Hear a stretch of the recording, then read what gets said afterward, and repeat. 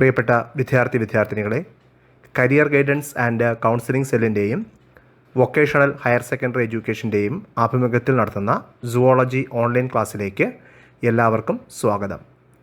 ഇന്ന് നമ്മൾ പഠിക്കാൻ പോകുന്നത് സുവോളജിയിലെ രണ്ടാമത്തെ ചാപ്റ്ററായ ദ റീപ്രൊഡക്റ്റീവ് ഹെൽത്ത് എന്ന ചാപ്റ്ററിനെ കുറിച്ചാണ്. നമുക്ക് ക്ലാസ്സിലേക്ക് പ്രവേശിക്കാം. എല്ലാവർക്കും ക്ലാസ്സിലേക്ക് സ്വാഗതം. കുട്ടികളെ, ഇനി നമുക്ക് ഈ ചാപ്റ്ററിലെ പ്രധാനപ്പെട്ട കണ്ടൻസിനെ കുറിച്ചും വെയിറ്റേജിനെ കുറിച്ചും നോക്കാം. പ്രധാനമായും ഈ ചാപ്റ്ററിൽ നിന്നും 5 കണ്ടൻറ്റുകളാണ് വരുന്നത്. ഒന്ന്, the reproductive health action plans and programmes. അതിൽ അവെയർനെസ് ഓഫ് റീപ്രൊഡക്ഷൻ റിലേറ്റഡ് ആസ്പെക്ട്സും വരുന്നുണ്ട്. Various action plans to attain reproductive health എന്നീ 2 സബ് ടോപ്പിക്കുകൾ വരുന്നുണ്ട്. രണ്ടാമത്തതാണ് population explosion and birth control. ഇതിൽ വരുന്ന ടോപ്പിക്കാണ് contraceptive methods or birth control measures. മൂന്നാമത്തെ ടോപ്പിക്കാണ് medical termination of pregnancy or MTP. നാലാമത്തെ topic sexually transmitted diseases or STDs. 5, infertility.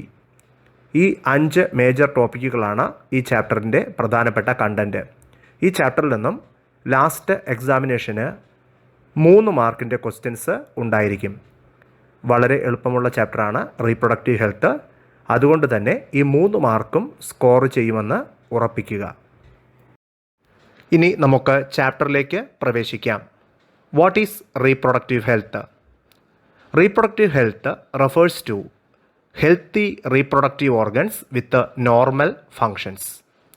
According to the World Health Organization (WHO), reproductive health is defined as a total well-being in all aspects of reproduction, that is physical, emotional, behavioral and social.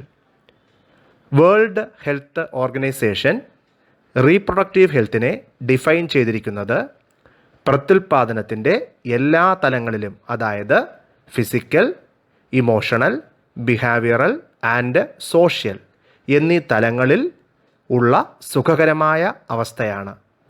ഒരു കാര്യം പ്രത്യേകം ശ്രദ്ധിക്കുക: നമ്മുടെ ശരീരത്തിൻ്റെ ആരോഗ്യം പോലെ തന്നെ സുപ്രധാനമായ ഒന്നാണ് പ്രത്യുൽപാദന അവയവങ്ങളുടെ ആരോഗ്യവും. A society is called reproductively healthy if the people having physically and functionally normal reproductive organs with the normal emotional and behavioral interactions. The reproductive health related programs. India was among the first countries in the world to initiate action plans and programs at a national level to attain total reproductive health. India introduced 2 major programs. 1, family planning. Family planning was initiated in 1951 and it was sponsored by Government of India. Its duration was 1965 to 2009. The aim of family planning was to avoid unwanted birth, to determine number and spacing among the children in the family, and also to decrease maternal and child mortality rates. The second program was Reproductive and Child Health Care RCH program. These were improved programs covering wider reproduction related areas like population explosion, birth control, awareness about sexually transmitted diseases, etc. Reproductive ഹെൽത്തിന് വളരെ പ്രാധാന്യം നൽകുന്ന ഒരു രാജ്യമാണ് India. Government of India പൂർണ്ണ reproductive health എന്ന aim achieve ചെയ്യുന്നതിനായി ആവിഷ്കരിച്ച 2 മേജർ പ്രോഗ്രാമുകളാണ് ഫാമിലി പ്ലാനിങ്ങും reproductive and child health care അഥവാ RCH പ്രോഗ്രാമുകളും. ഫാമിലി പ്ലാനിംഗ് ആരംഭിച്ചത് 1951 ഇതിനെ കുടുംബാസൂത്രണ പദ്ധതി എന്ന് പറയുന്നു. അനാവശ്യ ജനനങ്ങൾ ഒഴിവാക്കുക, കുഞ്ഞുങ്ങളുടെ എണ്ണം നിയന്ത്രിക്കുക, പ്രസവങ്ങളിലെ ഇടവേളയുടെ ദൈർഘ്യം കൂട്ടുക, മാതാവിൻ്റെയും കുഞ്ഞിൻ്റെയും മോർട്ടാലിറ്റി റേറ്റ് അല്ലെങ്കിൽ മരണനിരക്ക് കുറയ്ക്കുക, ഈ ഉദ്ദേശത്തോടു കൂടി ആരംഭിച്ച ഒരു പരിപാടിയാണ് കുടുംബാസൂത്രണ പദ്ധതി. ഇനി reproductive and child health care അഥവാ RCH പ്രോഗ്രാം ആണെങ്കിൽ റീപ്രൊഡക്ഷനുമായി ബന്ധപ്പെട്ട വിവിധ തലങ്ങളെപ്പറ്റി കൂടുതലായി ജനങ്ങളെ ബോധവൽക്കരിക്കുന്നതിന് വേണ്ടി ആരംഭിച്ച പദ്ധതിയാണ്. ഇതിൽ population explosion, birth control, sexually transmitted ഡിസീസുകളായ എയ്ഡ്സ് പോലുള്ള രോഗങ്ങളെക്കുറിച്ചുള്ള ഒരു പൂർണ്ണ അവയർനെസ് ജനങ്ങളിലെത്തിക്കാൻ ശ്രമിക്കുന്നു. ഇനി ആ ചാർട്ട് ശ്രദ്ധിക്കുക. ഗവൺമെൻറ് ഓഫ് ഇന്ത്യ നടപ്പിലാക്കിയ 2 റീപ്രൊഡക്റ്റീവ് ഹെൽത്ത് പ്രോഗ്രാമുകളാണ് ഫാമിലി പ്ലാനിങ്ങും RCH അഥവാ റീപ്രൊഡക്റ്റീവ് ചൈൽഡ് ഹെൽത്ത് കെയർ പ്രോഗ്രാമുകളും.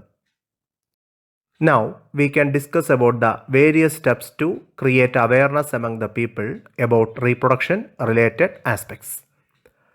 First one, introduction of sex education in schools, which helps to achieve awareness about 1. Discourage children from believing in myths and having misconceptions about sex related aspects. 2. Proper information about reproductive organs, adolescence and related changes, safe and hygienic sexual practices, and sexually transmitted diseases. അതായത് സ്കൂളുകളിൽ sex education നിർബന്ധമാക്കിയിരിക്കുന്നു.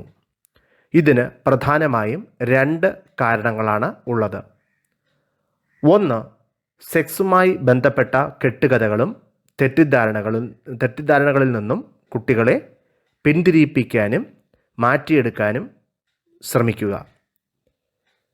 2, പ്രത്യുൽപാദന അവയവങ്ങളെക്കുറിച്ചും കൗമാര പ്രായത്തെക്കുറിച്ചും ആ സമയത്ത് ശരീരത്തിലുണ്ടാകുന്ന മാറ്റങ്ങളെക്കുറിച്ചും എങ്ങനെ സേഫായ വൃത്തിയായ sexual practice നടത്താം എന്നതിനെക്കുറിച്ചും sexually transmitted ഡിസീസുകളായ എയ്ഡ്സിനെക്കുറിച്ചും കുട്ടികളെ ബോധവൽക്കരിക്കുക എന്നീ ഉദ്ദേശങ്ങളോടുകൂടി സ്കൂളിൽ നടപ്പിലാക്കിയ ഒരു പദ്ധതിയാണ് sex education. 2. Educating people in marriageable age group, educating them about available birth control options, care of pregnant mothers, post-natal care of the mother and child, the importance of breastfeeding, and also equal opportunities for both male and female child. The third aspect is awareness of problems created by uncontrolled population growth, social evils like sexual abuses and sex-related crimes, etc. ഇതൊക്കെയാണ് reproductive ഹെൽത്തുമായി ബന്ധപ്പെട്ട പ്രധാന ബോധവൽക്കരണ പരിപാടികൾ. Action plans to attain reproductive health. Reproductive health attain ചെയ്യുന്നതിനായി government of India നടപ്പിലാക്കിയിരിക്കുന്ന action പ്ലാൻസുകൾ ഏതൊക്കെയാണെന്ന് നമുക്ക് പഠിക്കാം. 1. Medical assistance and care to people in pregnancy, delivery, STDs, abortions, contraception, menstrual problems, infertility, etcetera. അതായത് pregnancy, delivery, sexually transmitted diseases, abortions, contraceptions, menstrual problems, വന്ധ്യത എന്നീ പ്രശ്നങ്ങൾ അലട്ടുന്ന വ്യക്തികൾക്ക്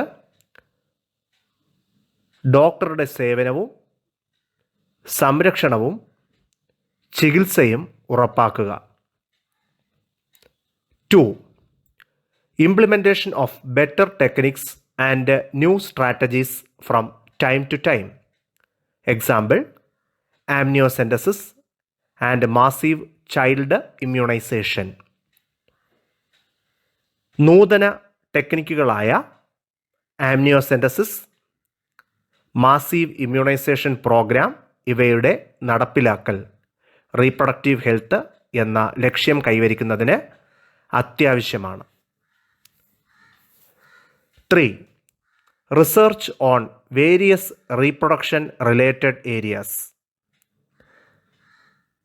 ഈ മേഖലയിലെ ഗവേഷണങ്ങളുടെ പുരോഗതി ഒരു പ്രധാന ഘടകമാണ്.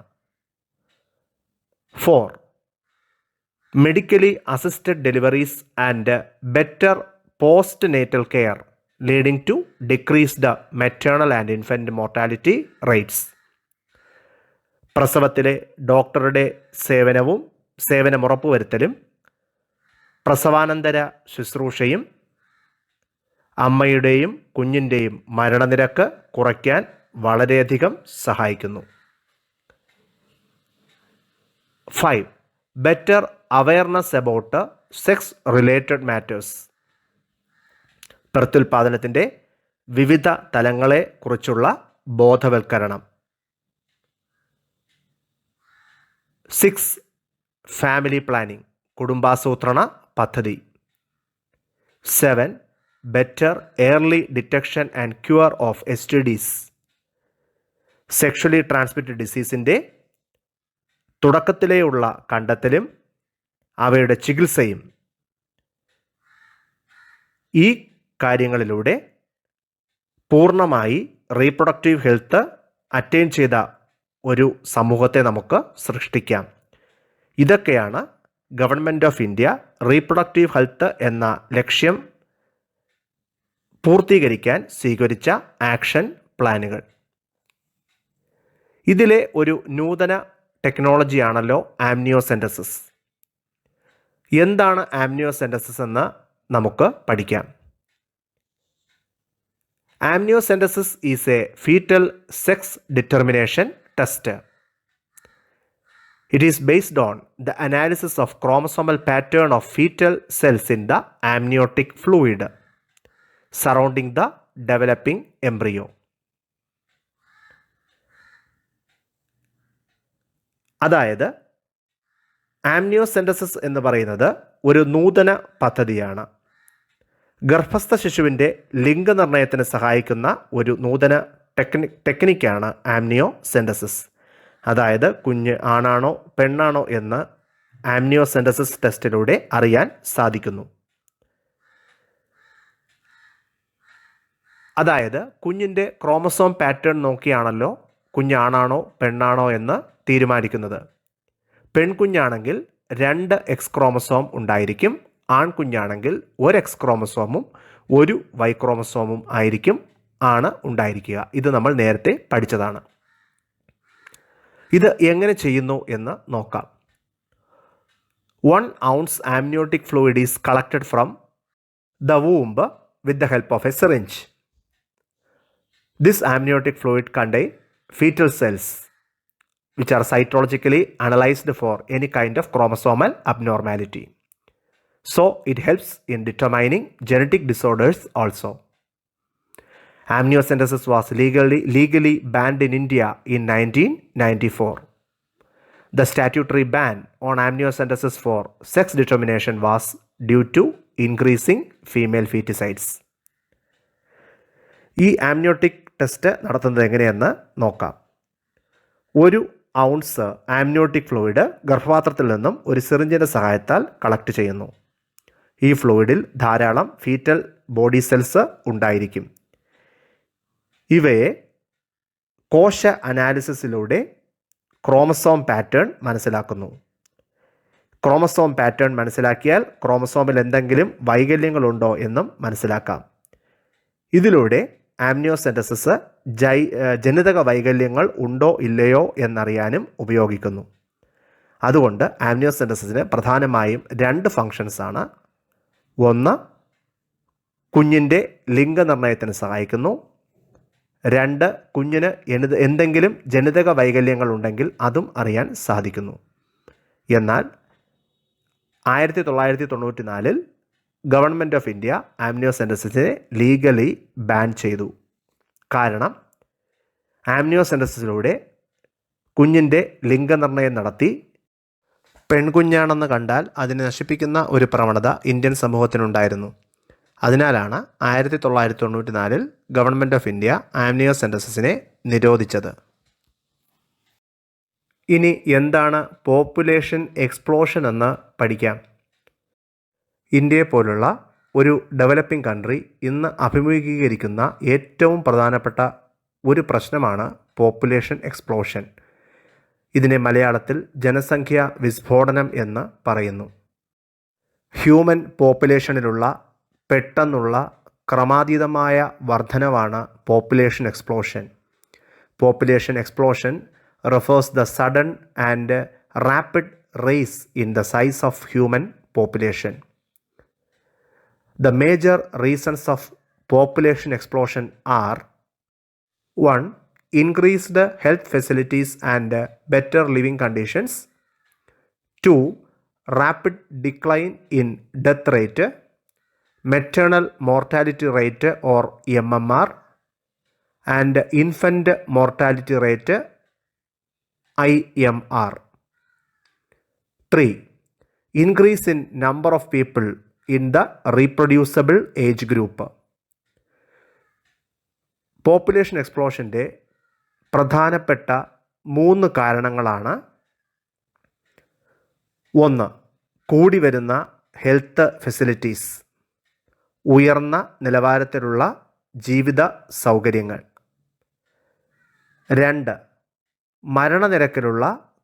മരണനിരക്കിലെ കുത്തനെയുള്ള കുറവ്, അതായത് മാതാവിൻ്റെ മരണനിരക്ക് അഥവാ MMR, കുഞ്ഞിൻ്റെ മരണനിരക്ക് അഥവാ IMR എന്നിവയിലെ കുറവ്.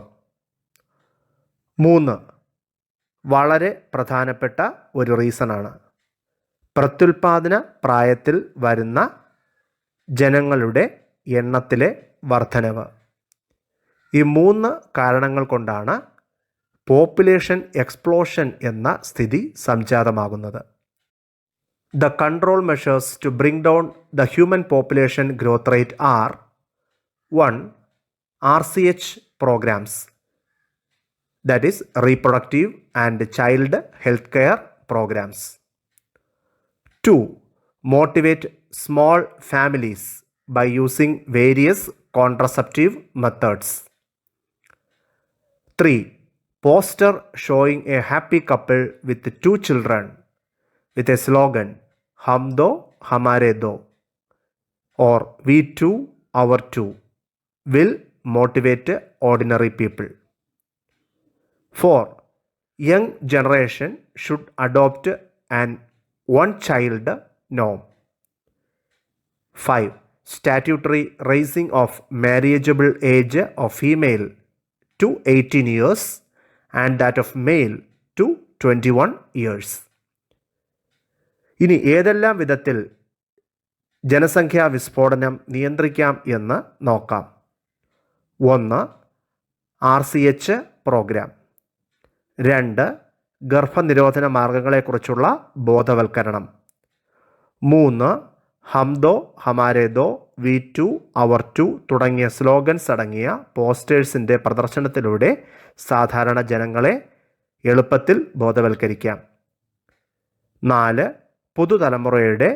പുതുതലമുറ ഒരു കുട്ടി നയം സ്വീകരിക്കുക. 5. വിവാഹപ്രായത്തിൻ്റെ നിയമപരമായ നിജപ്പെടുത്തൽ സ്ത്രീകൾക്ക് 18 വയസ്സും പുരുഷന്മാർക്ക് 21 വയസ്സുമായി ഉറപ്പിക്കുക. ഇനി world population growth analysis data നമുക്കൊന്ന് പരിശോധിക്കാം.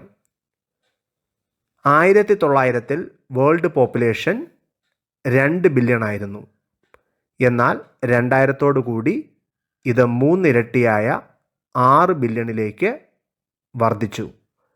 2011 കൂടി ഇത് വീണ്ടും വർദ്ധിച്ച് 7.2 ബില്യൺ ആയി മാറി. ഇനി ഇന്ത്യൻ പോപ്പുലേഷനിലെ വർധനവിനെ പറ്റി നമുക്ക് പഠിക്കാം. ഇന്ത്യക്ക് സ്വാതന്ത്ര്യം കിട്ടിയ സമയത്ത് ഇവിടുത്തെ പോപ്പുലേഷൻ 350 മില്യൺ ആയിരുന്നു. എന്നാൽ 2000 മേയോടുകൂടി ഇത് 1 ബില്യണായി വർദ്ധിച്ചു.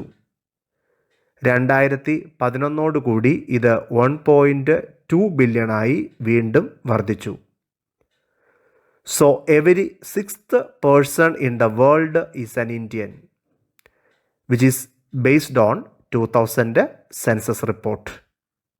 Based on 2001 census or population growth rate in India was around 1.7%. ഇനി ഈ ചാപ്റ്ററിൻ്റെ ഏറ്റവും പ്രധാനപ്പെട്ടതും കൂടുതൽ ചോദ്യങ്ങൾ വരാൻ സാധ്യതയുള്ളതുമായ ഏരിയയാണ് കോൺട്രസെപ്റ്റീവ് മെത്തേഡ്സ് അഥവാ ഗർഭനിരോധന മാർഗങ്ങൾ.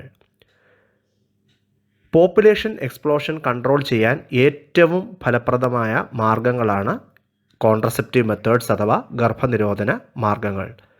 So contraceptive methods are birth control methods which are designed to prevent pregnancy. ഇനി ഗർഭനിരോധന മാർഗങ്ങളുടെ ഉപയോഗങ്ങൾ നമുക്ക് പരിശോധിക്കാം. ഇവ ജനന നിയന്ത്രണത്തിന് ഉപയോഗിക്കുന്നു. അതുപോലെ തന്നെ ഗർഭധാരണം തടയാനും ഉപയോഗിക്കുന്നു. The properties of ideal contraceptives, അതായത് ഒരു നല്ല ഗർഭനിരോധന മാർഗങ്ങൾക്ക് വേണ്ട ഗുണങ്ങൾ പരിശോധിക്കാം. 1. യൂസർ ഫ്രണ്ട്ലി, ഇവ ഉപയോഗിക്കാൻ എളുപ്പമായിരിക്കണം. ഈസിലി അവൈലബിൾ, എളുപ്പത്തിൽ ലഭ്യമായിരിക്കണം. എഫക്റ്റീവ്, അഥവാ ഇവ ഫലപ്രദമായിരിക്കണം, അതായത് ഗർഭനിരോധനത്തിനെ പ്രോപ്പറായി നിയന്ത്രിക്കാൻ ഇവയ്ക്ക് സാധിക്കണം. റിവേഴ്സിബിൾ, അതായത് വീണ്ടും ഗർഭധാരണം ആവശ്യമാണെങ്കിൽ ഈ മാർഗങ്ങൾ പൂർണ്ണമായി നിർത്തി മുൻസ്ഥിതിയിലേക്ക് പോകാൻ സാധിക്കണം. No or least side effects, പാർശ്വഫലങ്ങൾ ഇല്ലാതെയോ വളരെ കുറവോ ആയിരിക്കണം.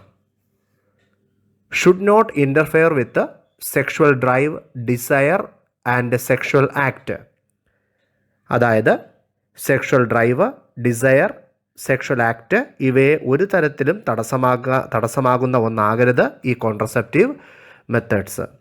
ഇത് എല്ലാം ഒരു നല്ല കോൺട്രസെപ്റ്റീവ്സിന് ഉണ്ടായിരിക്കേണ്ട ഗുണങ്ങളാണ്. ഇനി ആ ചാർട്ട് ശ്രദ്ധിക്കുക.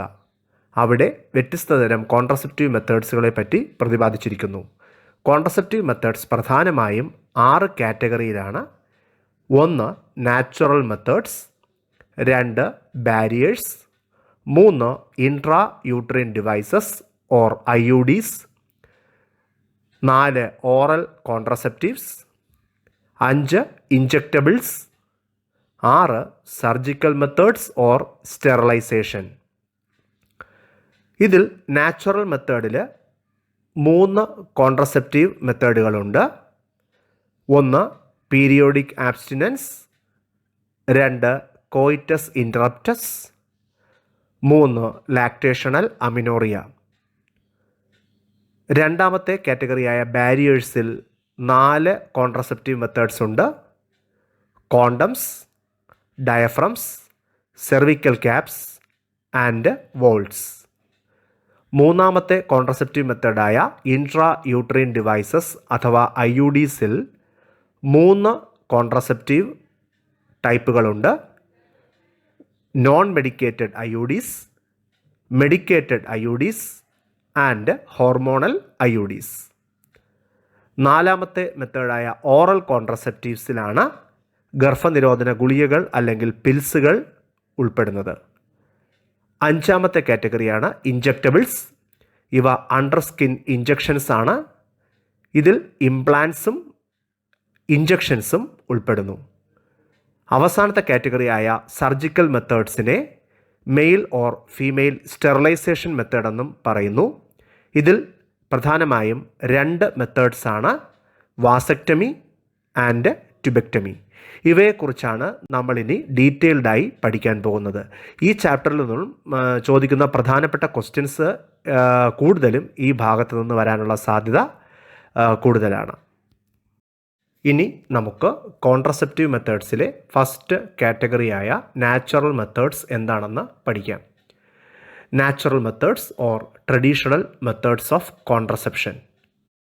These methods avoiding chances of ovum and sperms meeting naturally. അതായത് അണ്ഡത്തിൻ്റെയും പുംബീജങ്ങളുടെയും കൂടിക്കാഴ്ചയെ ഒഴിവാക്കുന്ന ശരീരത്തിൽ തന്നെയുള്ള മാർഗങ്ങളാണ് നാച്ചുറൽ ഓർ ട്രഡീഷണൽ മെത്തേഡ്സ്. ഇതിൽ ആദ്യത്തെ മെത്തേഡാണ് പീരിയോഡിക് ആബ്സ്റ്റിനൻസ്. പീരിയോഡിക് എന്ന് പറയുന്നത് ആനുകാലികമായ അല്ലെങ്കിൽ കാലാധിഷ്ഠിതമായ, ആബ്സ്റ്റിനൻസ് എന്ന് പറയുന്നത് വിട്ടുനിൽക്കൽ, അതായത് കാലാധിഷ്ഠിതമായ വിട്ടുനിൽക്കലാണ് periodic abstinence. Here the couples avoid or abstain from coitus or sexual intercourse from day 10 to day 17 of the menstrual cycle because ovulation could be expected during these days, which are called the fertile period. ആർത്തവചക്രത്തിൻ്റെ 10 മുതൽ 17 വരെയുള്ള ദിവസങ്ങളെ fertile period എന്ന് പറയുന്നു. കാരണം നമുക്കറിയാം 10 മുതൽ 17 വരെ ഓവുലേഷനുള്ള സാധ്യത കൂടുതലാണ്. 14-ാമത്തെ ദിവസമാണ് ഓവുലേഷൻ നടക്കുന്നതെങ്കിലും 10 മുതൽ 17 വരെയുള്ള ദിവസങ്ങൾ ഓവുലേഷൻ നടക്കാനുള്ള സാധ്യതയും ഉണ്ട്. ഈ സമയത്ത് പുംബീജങ്ങൾ ഓവിഡക്റ്റിൽ എത്തിയാൽ ബീജസംയോഗത്തിനുള്ള സാധ്യത വളരെ കൂടുതലാണ്. അതിനാൽ ഈ ദിവസങ്ങളിൽ കൊയ്റ്റസ് അഥവാ സെക്ഷൽ ഇൻ്റർകോഴ്സിൽ നിന്ന് സ്വയം വിട്ടുനിൽക്കുക. ഇതിനെയാണ് പീരിയോഡിക് ആബ്സ്റ്റിനൻസ് എന്ന് പറയുന്നത്. Second one, withdrawal or coitus ഇൻട്രപ്റ്റസ്.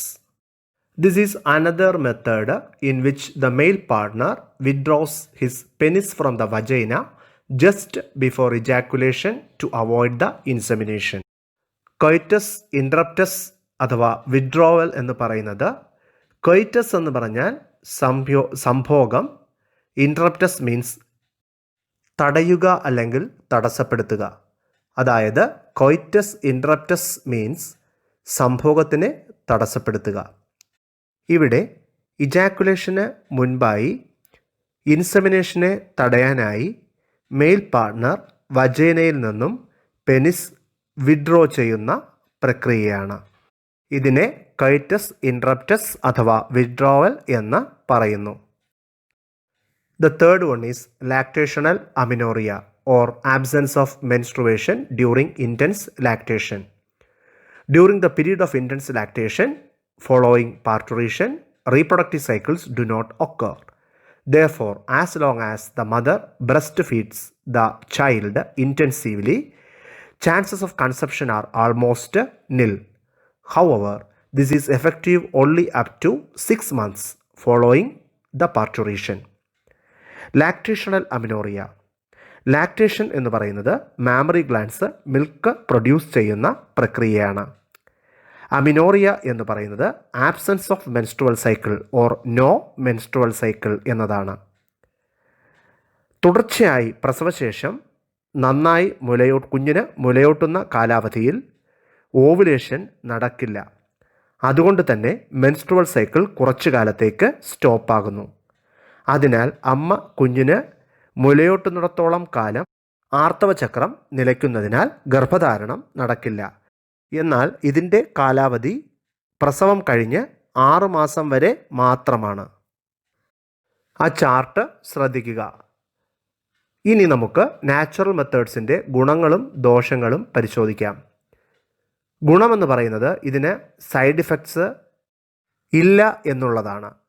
ഇനി ഇതിൻ്റെ ദോഷം അല്ലെങ്കിൽ ഡിസഡ്വാൻറ്റേജ് എന്ന് പറയുന്നത് ചാൻസസ് ഓഫ് ഫെയിലുവർ ഹൈ ആണ്. അതായത് പരാജയപ്പെടാനുള്ള സാധ്യത വളരെ കൂടുതലാണ്.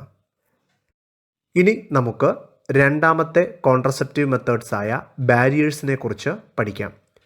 ബാരിയേഴ്സ് അഥവാ തടസ്സങ്ങൾ. Barriers prevent physically the meeting of ovum and sperms which are available for both males and females. രണ്ടാമത്തെ കോൺട്രസെപ്റ്റീവ്സായ ബാരിയേഴ്സ് അണ്ഡത്തിൻ്റെയും പുംബീജങ്ങളുടെയും കൂടിക്കാഴ്ചയെ തടയുന്നു. ഇവ പുരുഷനും സ്ത്രീകൾക്കും ലഭ്യമാണ്. ആ ചാർട്ട് കാണുക. പ്രധാനമായിട്ടും 4 ബാരിയേഴ്സാണ് ഉള്ളത്. Condoms, diaphragms, cervical caps and vaults. ആദ്യമായി എന്താണ് കോണ്ടംസ് എന്ന് പഠിക്കാം. കോണ്ടംസ് അഥവാ ഗർഭ നിരോധന ഉറകൾ. Condoms are male and female barriers.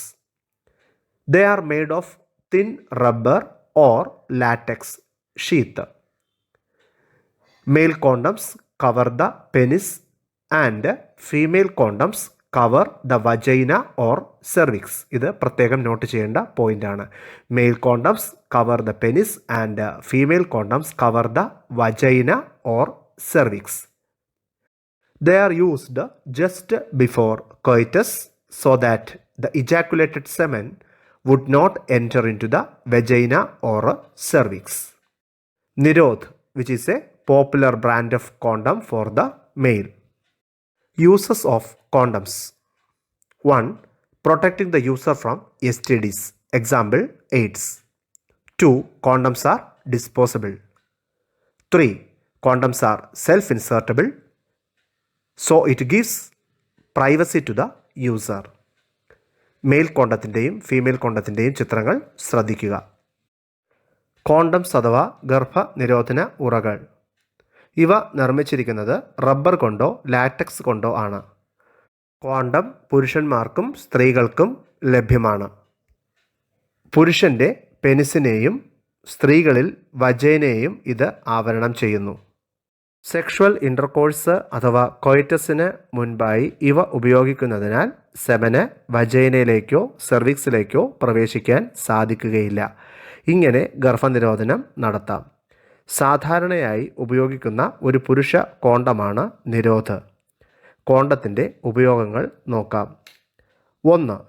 AIDS പോലുള്ള മാരകമായ സെക്ഷുവലി ട്രാൻസ്മിറ്റഡ് ഡിസീസിൽ നിന്നും ഇത് ഉപയോഗിക്കുന്നവരെ സംരക്ഷിക്കുന്നു. 2. ഇവ ഉപയോഗിച്ച ശേഷം ഉപേക്ഷിക്കാം.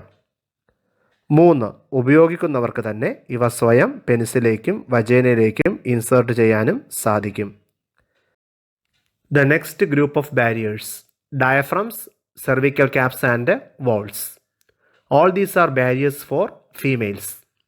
They are made of rubber and are inserted into the female reproductive tract to cover the cervix during coitus. They prevent conception by blocking the entry of sperms through the cervix. They are reusable. These barriers are used along with the spermicidal creams, jellies and foams. So, their contraceptive efficiency is much higher. ബാരിയേഴ്സിൽ അടുത്തതായി പഠിക്കുന്നത് diaphragms, cervical cap, volt ഇവയെക്കുറിച്ചാണ്. ഇവയെല്ലാം സ്ത്രീകളിൽ ഉപയോഗിക്കുന്ന ബാരിയേഴ്സാണ്. ഇവ നിർമ്മിച്ചിരിക്കുന്നത് rubber കൊണ്ടാണ്. ഇവ സ്ത്രീ പ്രത്യുൽപാദന ട്രാക്റ്റിലൂടെ കടത്തി സെർവിക്സിനെ അടയ്ക്കുന്നു. ഇങ്ങനെ ബീജങ്ങളുടെ സെർവിക്സിലേക്കുള്ള അല്ലെങ്കിൽ ഗർഭാശയ മുഖത്തിലേക്കുള്ള പ്രവേശനത്തിനെ തടയുന്നു. ഇവയുടെ കൂടെ പുംബീജ നാശിനികളായ ക്രീമുകളും ജെല്ലീസും ഫോംസുകളും ഉപയോഗിക്കുന്നതിനാൽ 100% വരെ ഗർഭനിരോധനത്തിന് ഇവ സഹായിക്കുന്നു. ഇവ റീയൂസബിളും ആണ്. ആ കൊടുത്തിരിക്കുന്ന ബാരിയേഴ്സിൻ്റെ ചിത്രങ്ങൾ ശ്രദ്ധിക്കുക. കോൺട്രസെപ്റ്റീവ് മെത്തേഡ്സിലെ മൂന്നാമത്തെ കാറ്റഗറിയാണ് intra uterine devices or IUDs. ഗർഭപാത്രത്തിന് ഉള്ളിലേക്ക് കടത്തിവെച്ച് ഗർഭനിരോധനം സാധ്യമാക്കുന്ന ഉപകരണങ്ങളാണ് intra uterine devices. These are female contraceptives. ഇവ സ്ത്രീകളിലെ ഗർഭനിരോധന ഉപാധികൾ ആണ്. These devices are inserted by doctors or experienced nurses into the uterus through vagina. ഒരു ഡോക്ടറിൻ്റെയോ എക്സ്പീരിയൻസ്ഡായ അല്ലെങ്കിൽ എക്സ്പെർട്ടായ നഴ്സിൻ്റെയോ സഹായത്തോടെ മാത്രമേ ഈ ഉപകരണങ്ങളിലെ ഗർഭപാത്രത്തിലേക്ക് യോനിയിലൂടെ പ്രവേശിപ്പിക്കാവൂ. Intra uterine devices include 1. The non-medicated IUDs. Example, Lippis loop. 2. Copper releasing IUDs. Example, copper T, copper 7 and multiload 375. 3. the hormone releasing IUDs. Example, Progestasert and LNG-20. IUDs increase phagocytosis of sperms within the uterus. IUDs ചില chemicals അല്ലെങ്കിൽ ഹോർമോൺസിനെ release ചെയ്ത് ഫാഗോസൈറ്റോസിസിലൂടെ സ്പേംസിനെ digest ചെയ്യുകയോ നശിപ്പിക്കുകയോ ചെയ്യുന്നു. IUDs are ideal contraceptives for females because it delays pregnancy and help to make a space between children. IUDs സ്ത്രീകൾക്ക് പറ്റിയ ഒരു contraceptive methods ആണ്. കാരണം ഇവ ഗർഭധാരണത്തിനെ താമസിപ്പിക്കാനും പ്രസവങ്ങൾക്കിടയിലെ കാലാവധി കൂട്ടാനും വളരെ പ്രയോജനപ്രദമാണ്. ആ ചാർട്ട് ശ്രദ്ധിക്കുക. IUDs 3 ടൈപ്പ് ഉണ്ട്. നോൺ മെഡിക്കേറ്റഡ് IUDs, ഉദാഹരണം Lippes loop. Copper releasing IUDs, ഉദാഹരണം copper T, copper 7 and multiload 375. Last one is hormone releasing IUDs, ഉദാഹരണം പ്രൊജസ്റ്റാസേർട്ട് ആൻഡ് LNG-20. ഇനി നമുക്ക് ഇൻട്രാ യൂട്രൈൻ ഡിവൈസസ് അഥവാ IUDസിനെ കുറിച്ച് വിശദമായി പഠിക്കാം. ആദ്യത്തെ ഇൻട്രാ യൂട്രൈൻ ഡിവൈസസ് ആണ് നോൺ മെഡിക്കേറ്റഡ് IUD. അതിന് എക്സാമ്പിളാണ് ലിപ്പിസ് ലൂപ്പ്. ആ ചിത്രം ശ്രദ്ധിക്കുക. എസ് ഷേപ്പിൽ കാണുന്ന ഒരു ലൂപ്പ് പോലെ, കോയിൽ പോലെ കാണുന്ന ഒരു മെറ്റാലിക് റോഡാണ് ലിപ്പിസ് ലൂപ്പ്. എസ് ലൂപ്പ് പോലുള്ള ഒരു മെറ്റാലിക് ഡിവൈസ്. ഇത് എൻഡോമെട്രിയത്തിൽ ഡീഫോർമേഷൻ ഉണ്ടാക്കി ഇംപ്ലാന്റേഷനെ തടയുന്നു. ലിപ്പിസ് ലൂപ്പിൻ്റെ ചിത്രം ശ്രദ്ധിക്കുക. ഇത് വെജൈനയിലൂടെ യൂട്രസിലേക്ക് ഇൻസേർട്ട് ചെയ്യുന്ന ഒരു ഡിവൈസാണ്. 2. കോപ്പർ റിലീസിംഗ് IUDs, ഉദാഹരണം കോപ്പർ ടി, കോപ്പർ 7, മൾട്ടിലോഡ് 375. ചിത്രങ്ങൾ ശ്രദ്ധിക്കുക. കോപ്പർ ടി, കോപ്പർ 7, മൾട്ടിലോഡ് 375 ഇവയുടെ ചിത്രങ്ങൾ ശ്രദ്ധിക്കുക. They release copper ions. Copper ions suppress sperm motility and the fertilizing capacity of the sperms. Copper T, copper 7, multiload 375 ഇവ copper releasing IUDs ആണ്. ഇവ ടോക്സിക്കായ copper അയോൺസുകൾ ഉൽപ്പാദിപ്പിക്കുന്നു. കോപ്പർ അയോൺസ് പുംബീജങ്ങളുടെ ചലനശേഷിയെ കുറയ്ക്കുന്നു. ബീജങ്ങളുടെ സംയോഗശേഷിയും ഇവ ഇല്ലാതാക്കുന്നു. ചിത്രം ശ്രദ്ധിക്കൂ. കോപ്പർ ടി, കോപ്പർ 7, മൾട്ടിലോഡ് 375 ഇവയിലെല്ലാം മെറ്റാലിക് റോഡ്സ് നിങ്ങൾ കാണാം. ഇവയിൽ കോപ്പർ റിങ്സ് ഉണ്ടായിരിക്കും. ഈ കോപ്പർ റിങ്സ് ആണ് കോപ്പർ അയോൺസിനെ റിലീസ് ചെയ്യുന്നത്. 3. ഹോർമോൺ റിലീസിംഗ് IUDs, ഉദാഹരണം progestasert and LNG-20. These are intrauterine devices which makes the uterus unsuitable for implantation. They release an artificial progestogen called progestin or levonorgestrel that thickens the cervical mucus and makes cervix hostile to the sperms. ഇവ ഉൽപ്പാദിപ്പിക്കുന്ന ഒരു artificial പ്രൊജസ്റ്റജൻ ആയ progestin cervical മ്യൂക്കസിൻ്റെ കട്ടി കൂട്ടുന്നു. അങ്ങനെ സെർവിക്സിലൂടെ സ്പേംസിൻ്റെ ചലനം തടസ്സപ്പെടുത്തി അവിടെ വച്ച് സ്പേംസിനെ നശിപ്പിക്കുന്നു. ഇതാണ് ഇൻട്രാ യൂട്രീൻ ഡിവൈസുകളും അവയുടെ പ്രവർത്തനവും. അപ്പോൾ നമുക്കൊന്നുകൂടെ ഈ ഡിവൈസുകളുടെ പ്രവർത്തനം മാത്രം ഒന്ന് പഠിക്കാം. ലിപ്സ് ലൂപ്പ് പ്രവർത്തിക്കുന്നത് എൻഡോമെട്രിയത്തിൽ ഡീഫോർമേഷൻ വരുത്തി ഇംപ്ലാന്റേഷനെ തടഞ്ഞാണെങ്കിൽ കോപ്പർ റിലീസിംഗ് IUD ആയ കോപ്പർ ടി, കോപ്പർ 7, മൾട്ടിലോഡ് 375 ഇവ കോപ്പർ അയോണിനെ റിലീസ് ചെയ്യുന്നു. ഈ കോപ്പർ അയോൺസ് സ്പേംസിന് ടോക്സിക്കാണ്. ഇവ സ്പേംസിൻ്റെ മോട്ടിലിറ്റിയെ നശിപ്പിക്കുന്നു, സ്പേംസിൻ്റെ ഫെർട്ടിലൈസിംഗ് കപ്പാസിറ്റിയെ കുറയ്ക്കുന്നു. അതുപോലെ ഹോർമോൺ റിലീസിംഗ് IUDs ആയ പ്രൊജസ്റ്റാസേർട്ട്, LNG-20 ഇവ ആർട്ടിഫിഷ്യൽ ഹോർമോൺസ് ആയ പ്രൊജസ്റ്റിനെ റിലീസ് ചെയ്യുന്നു. ഈ പ്രൊജസ്റ്റിൻ സെർവിക്കൽ മ്യൂക്കസിനെ കട്ടികൂട്ടുന്നു. സെർവിക്കൽ മ്യൂക്കസ് കട്ടികൂട്ടുമ്പോൾ അവിടെ വെച്ച് സെർവിക്സിൽ വെച്ച് സ്പേംസുകളുടെ ചലനം തടസ്സപ്പെടുകയും അവ അവിടെ ഹോസ്റ്റൈലായി അവയെ അവിടത്തെ വെച്ച് തന്നെ നശിപ്പിക്കുകയും ചെയ്യുന്നു. കൂടാതെ യൂട്രസിനെ ഇംപ്ലാന്റേഷന് അനുയോജ്യമല്ലാതാക്കി തീർക്കുന്നു. ഇനി നമുക്ക് നാലാമത്തെ കോൺട്രസെപ്റ്റീവ് മെത്തേഡായ ഓറൽ കോൺട്രസെപ്റ്റീവ്സ് അഥവാ പിൽസിനെ കുറിച്ച് പഠിക്കാം. ഇവയെ ഗർഭനിരോധന ഗുളികകൾ എന്ന് പറയുന്നു. They are used in the form of tablets by females and are popularly known as pills. സ്ത്രീകളിൽ കോൺട്രസെപ്ഷന് ഉപയോഗിക്കുന്ന വായിലൂടെ കഴിക്കാവുന്ന ഗുളികകളാണ് ഇവ. Here small doses of either progestogens or progestogen oestrogen combinations are administered to females orally. ഇവിടെ അല്ലെങ്കിൽ ഈ പിൽസിലെ മേജർ ഇൻഗ്രീഡിയൻസ് ആണ് പ്രൊജസ്റ്റജൻസ് അല്ലെങ്കിൽ പ്രൊജസ്റ്റജൻ ഈസ്ട്രജൻ കോമ്പിനേഷൻസ്. ഇവ സ്ത്രീകളിൽ ഓറലി അഡ്മിനിസ്ട്രേറ്റ് ചെയ്യുന്നു. ഇനി നമുക്കിതിൻ്റെ ഡോസേജ് എങ്ങനെയാണെന്ന് നോക്കാം. Pills have to be taken daily for a period of 21 days starting within the first 5 days of the menstrual cycle. അതായത് ആർത്തവചക്രം ആരംഭിച്ച് ആദ്യ 5 ദിവസത്തിനുള്ളിൽ തന്നെ ദിവസേന ഓരോ ഗുളിക വെച്ച് തുടർച്ചയായ 21 ദിവസങ്ങൾ കഴിക്കണം. After a gap of 7 days it has to be repeated in the same pattern. തുടർന്ന് 7 ദിവസത്തെ ഇടവേള ആകാം. അപ്പോഴേക്കും പുതിയ ആർത്തവചക്രം ആരംഭിക്കുന്നു. തുടർന്ന് വീണ്ടും ഈ ഗുളിക മേൽപ്പറഞ്ഞ രീതിയിൽ തന്നെ കഴിച്ച് കൊണ്ടേയിരിക്കണം.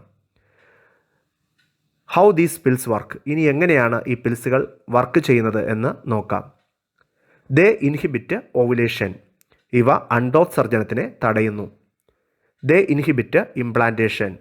ഇവ ഭ്രൂണം ഗർഭപാത്രത്തിൽ ഒട്ടിപ്പിടിക്കുന്ന പ്രതിഭാസമായ ഇംപ്ലാന്റേഷനെ തടയുന്നു. They alter the quantity of cervical mucus so prevent the entry of sperms into the uterus. ഇവ ഗർഭാശയ മുഖത്തിലെ മ്യൂക്കസിൻ്റെ അളവ് കുറച്ച് അതിനെ ഡ്രൈ ആക്കി മാറ്റുന്നു.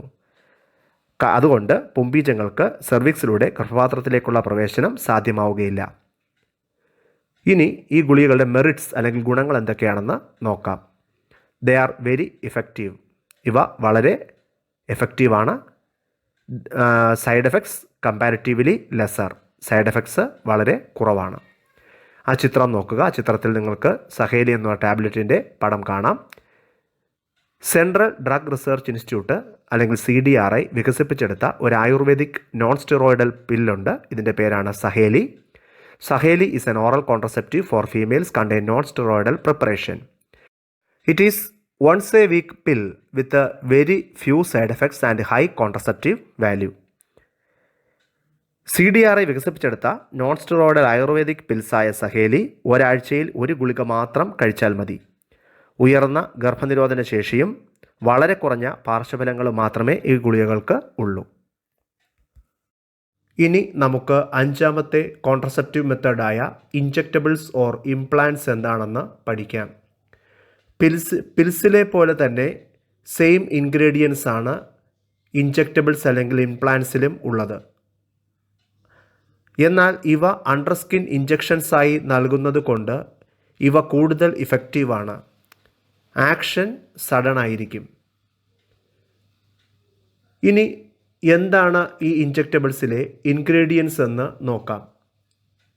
These are progestogen or progestogen oestrogen combinations similar to that of pills. These are used by females as underskin injections which are implanted under the skin temporarily, called implants. The implant is a tiny thin hormone cylinder about the size of a matchstick. An experienced doctor insert the implant under the skin of your upper arm temporarily through a local minor surgery. It releases a hormone called progestin, which is a synthetic progestogen. ഇൻജെക്റ്റബിൾസ് അഥവാ ഇംപ്ലാന്റ്സിലെ main ingredients എന്ന് പറയുന്നത് പ്രൊജസ്റ്റജൻസ് or progestogen oestrogen combinations ആണ്. ഇവ സ്ത്രീകളിൽ under skin ഇഞ്ചക്ഷനായി നൽകുന്നു. ഇതിനായി hormone അടങ്ങുന്ന സിലിണ്ടേഴ്സിനെ അഥവാ ഇംപ്ലാന്റ്സിനെ സ്കിന്നിൻ്റെ അടിയിൽ, അതായത് അപ്പർ ആമിൻ്റെ ത്വക്കിനടിയിൽ ഒരു മൈനർ സർജറിയിലൂടെ ഡോക്ടർ ഇൻസേർട്ട് ചെയ്യുന്നു. ഈ ഇംപ്ലാന്റ്സ് അഥവാ ഹോർമോൺ സിലിണ്ടർ പതുക്കെ പ്രൊജസ്റ്റിൻ എന്ന സിന്തറ്റിക് പ്രൊജസ്റ്റജൻ സ്രവിപ്പിക്കുന്നു. Mode of action. Injectables or implants show two ways of action. One, the progestin thickens the mucus of cervix, which stops the sperm from swimming from the cervix to the uterus. Two, progestin can also stop ovulation. ഇഞ്ചക്റ്റബിൾസ് അല്ലെങ്കിൽ ഇംപ്ലാൻസിൻ്റെ പ്രവർത്തനം എങ്ങനെയാണെന്ന് നമുക്ക് നോക്കാം. ഒന്ന്, progestin ഗർഭാശയമുഖത്തിലെ മ്യൂക്കസിൻ്റെ കട്ടി കൂട്ടുന്നു. ഇത് പുൻബീജങ്ങളുടെ ചലനശക്തി ഇല്ലാതാക്കി ഗർഭാശയമുഖത്ത് തടയുന്നു. രണ്ട്, പ്രൊജസ്റ്റിൻ അണ്ടോത്സർജനത്തിനെ തടയുന്നു. ഇങ്ങനെയാണ് ഇവയുടെ പ്രവർത്തനം. Implants and IUDs are emergency contraceptives with a long effective period. The administration of progestogens or progestogen-estrogen combinations or IUDs within 72 hours of the coitus have been found to be very effective. So they are known as emergency contraceptives. ഇംപ്ലാൻസിനെയും IUDസിനെയും emergency contraceptives എന്ന് പറയുന്നു. കാരണം ഇവ basically hormone combinations ആണല്ലോ. ഇവ injection രൂപത്തിൽ നൽകുന്നതിനാൽ action sudden ആയിരിക്കും. അതായത് കോയിറ്റസിന് ശേഷം കോൺട്രസെപ്റ്റീവ് ഉപയോഗിച്ചില്ല അല്ലെങ്കിൽ ഉപയോഗിച്ച കോൺട്രസെപ്റ്റീവ്സ് ഫെയിൽ ആയി എന്ന് സംശയം തോന്നിയാൽ 72 മണിക്കൂറിനുള്ളിൽ ഈ ഇഞ്ചക്ഷൻസ് ഓർ ഇംപ്ലാൻസ് ഉപയോഗിച്ചാൽ മതി ഗർഭധാരണം തടയാം. Uses. Implants are used to avoid possible pregnancy due to rape or casual unprotected intercourse. ഇതിൻ്റെ ഉപയോഗങ്ങൾ റേപ്പിലൂടെയോ സാധാരണ കോൺട്രസെപ്റ്റീവ്സ് ഉപയോഗിക്കാതെയുള്ള സെക്ഷൽ ഇൻ്റർകോഴ്സിലൂടെയോ ഉണ്ടാകുന്ന ഗർഭധാരണം ഒഴിവാക്കാൻ ഇവ ഉപയോഗിക്കാം. ഇൻ്റർകോഴ്സ് കഴിഞ്ഞ് 72 മണിക്കൂറിൽ ഇവ സ്വീകരിക്കണം എന്ന് മാത്രം. ഇനി ആ ചിത്രം കാണുക. ആ ചിത്രത്തിൽ നിങ്ങൾക്ക് ഇംപ്ലാൻസ് കാണാം.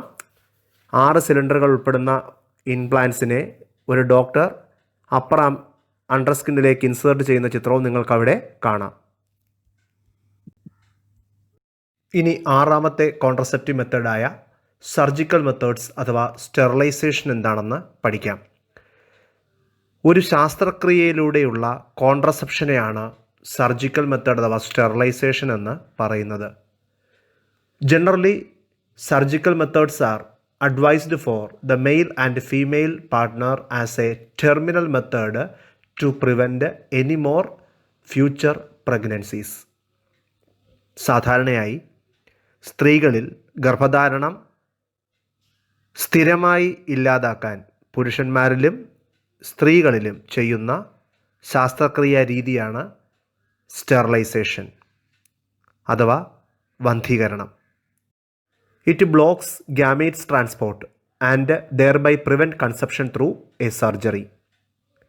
ശാസ്ത്രക്രിയയിലൂടെ ആൺപെൺ ബീജങ്ങളുടെ ചലനം തടഞ്ഞ് ഗർഭധാരണം തടയുന്ന രീതിയാണ് ഇത്. There are 2 surgical methods or sterilization. 1. Vasectomy. 2. Tubectomy. Vasectomy. It is the sterilization procedure in male. Here, a small part of the vas deferens is removed or tied up through a small incision on the scrotum. Vasectomy എന്ന് പറയുന്നത് പുരുഷ വന്ധീകരണ ശാസ്ത്രക്രിയയാണ്. പുരുഷ പ്രത്യുൽപാദന അനുബന്ധ നളികകളായ 2 was ഡെഫറൻസിനെയും 2 was ഡെഫറൻസിൻ്റെയും ഒരു ചെറിയ ഭാഗം ശാസ്ത്രക്രിയയിലൂടെ ഒഴിവാക്കി ആ ഭാഗങ്ങളെ കെട്ടിവെച്ച് പുരുഷബീജങ്ങളുടെ ചലനത്തെ സ്ഥിരമായി തടയുന്ന രീതിയാണ് ഇത്. 2. Tubectomy. It is the sterilization procedure in the female. A part of the fallopian tubes are removed or tied up through a small incision in the abdomen or through vagina. അതായത് ട്യൂബെക്ടമി എന്ന് പറയുന്നത് സ്ത്രീ വന്ധീകരണ പ്രക്രിയയാണ്. സ്ത്രീകളുടെ പ്രത്യുൽപാദന അനുബന്ധ നൽകയായ 2 ഓവിഡക്റ്റുകളുടെ ഒരു ചെറിയ ഭാഗം ശാസ്ത്രക്രിയയിലൂടെ ഒഴിവാക്കി ആ ഭാഗങ്ങളെ കെട്ടിവെച്ച് സ്ത്രീ ബീജങ്ങളായ അണ്ഡങ്ങളുടെ ചലനം സ്ഥിരമായി തടയുന്ന രീതി. ഇതിൻ്റെ ഗുണം എന്താണെന്ന് നോക്കാം. 100% കോൺട്രസെപ്റ്റീവ് അല്ലെങ്കിൽ ഗർഭധാരണ നിരോധനം ഉറപ്പ് നൽകുന്ന ഒരേ ഒരു മാർഗമാണ് സർജിക്കൽ മെത്തേഡ്. ഇനി ഡീമെറിറ്റ് എന്താണ് അല്ലെങ്കിൽ ദോഷം എന്താണെന്ന് ആണെങ്കിൽ തിരിച്ച് പൂർവ്വസ്ഥിതിയിലേക്ക് മാറാൻ സാധ്യമല്ല. അതായത് പിന്നെ ഒരിക്കലും ഗർഭധാരണ ശേഷി വീണ്ടെടുക്കാനാകില്ല എന്നുള്ളതാണ്. ആ ചിത്രം ശ്രദ്ധിക്കുക. വാസക്ടമിയുടെയും ട്യൂബക്ടമിയുടെയും ചിത്രം പ്രത്യേകം നോട്ട് ചെയ്യുക. ഇത് പലവട്ടവും എക്സാമിനേഷന് ചോദിച്ചിട്ടുണ്ട്. ഐഡൻറ്റിഫിക്കേഷന് ചോദിക്കാറുള്ള ക്വസ്റ്റ്യനാണ്. The side effects of contraceptive method. ഗർഭ നിരോധന മാർഗങ്ങളുടെ പാർശ്വഫലങ്ങൾ എന്തൊക്കെയാണെന്ന് നോക്കാം. Contraceptives are not regular requirements for the maintenance of reproductive health. In fact, they are practiced against a natural reproductive event, that is conception, pregnancy, etc. Natural methods ഒഴിച്ച് ബാക്കി എല്ലാ ഗർഭനിരോധന മാർഗങ്ങളും ശരീരത്തിൽ നാച്ചുറലായി നടക്കുന്ന അണ്ടോത്സർജനത്തിനെയും ഗർഭധാരണത്തിനെയും ആർട്ടിഫിഷ്യലായി തടയുന്ന മാർഗങ്ങളാണ്. അതുകൊണ്ട് തന്നെ ഇവ ശരീരത്തിൽ അനേകം പാർശ്വഫലങ്ങൾ ഉണ്ടാക്കുന്നു. Normally contraceptive methods are used for to prevent pregnancy and delay or space between continuous pregnancies. സാധാരണയായി ഗർഭനിരോധന മാർഗങ്ങൾ ഉപയോഗിക്കുന്നത് രണ്ട് കാര്യങ്ങൾക്കാണ്. ഒന്ന്, ഗർഭധാരണം തടയാൻ വേണ്ടിയും രണ്ട്, അടുത്തടുത്തുള്ള ഗർഭധാരണങ്ങളെ ഒഴിവാക്കാൻ അല്ലെങ്കിൽ താമസിപ്പിക്കാൻ വേണ്ടിയും. Prolonged usage may lead to serious health issues or side effects. എന്നാൽ ഇവയുടെ ദീർഘകാലത്തെ ഉപയോഗം പല ആരോഗ്യ പ്രശ്നങ്ങളും ഉണ്ടാക്കുന്നു. അവ ഏതൊക്കെയാണെന്ന് നോക്കാം. ഒന്ന്, നോസിയ അഥവാ ഛർദി. രണ്ട്, അബ്ഡോമിനൽ പെയിൻ അഥവാ വയറുവേദന. മൂന്ന്, ബ്രേക്ക് ത്രൂ ബ്ലീഡിംഗ് തുടർച്ചയായ രക്തസ്രാവം. നാല്, ഇറഗുലർ മെൻസ്ട്രുവൽ ബ്ലീഡിംഗ് അതായത് ക്രമരഹിതമായ ആർത്തവ രക്തസ്രാവം. അഞ്ച്, ബ്രസ്റ്റ് ക്യാൻസർ അഥവാ സ്തനാർബുദം. ഈ പാർശ്വഫലങ്ങളെല്ലാം നന്നായി പഠിച്ചിരിക്കുക. പരീക്ഷയ്ക്ക് മിക്കവാറും ചോദിക്കുന്ന ക്വസ്റ്റ്യനാണ്. ഇനി ഈ ചാപ്റ്ററുമായി ബന്ധപ്പെട്ട കുറച്ച് ചോദ്യങ്ങൾ നിങ്ങൾക്ക് തന്നിട്ടുണ്ട്. ഇതെല്ലാവരും നോട്ടിൽ എഴുതാനും അതിൻ്റെ ആൻസറുകൾ കണ്ടെത്താനും മറക്കരുത്. ഇതോടുകൂടി നമ്മുടെ ഇന്നത്തെ ക്ലാസ് അവസാനിച്ചിരിക്കുന്നു. ക്ലാസ് ഇതുവരെ ശ്രദ്ധയോടെ കേട്ടിരുന്ന എല്ലാ വിദ്യാർത്ഥിനികൾക്കും എൻ്റെ ഹൃദയം നിറഞ്ഞ നന്ദി.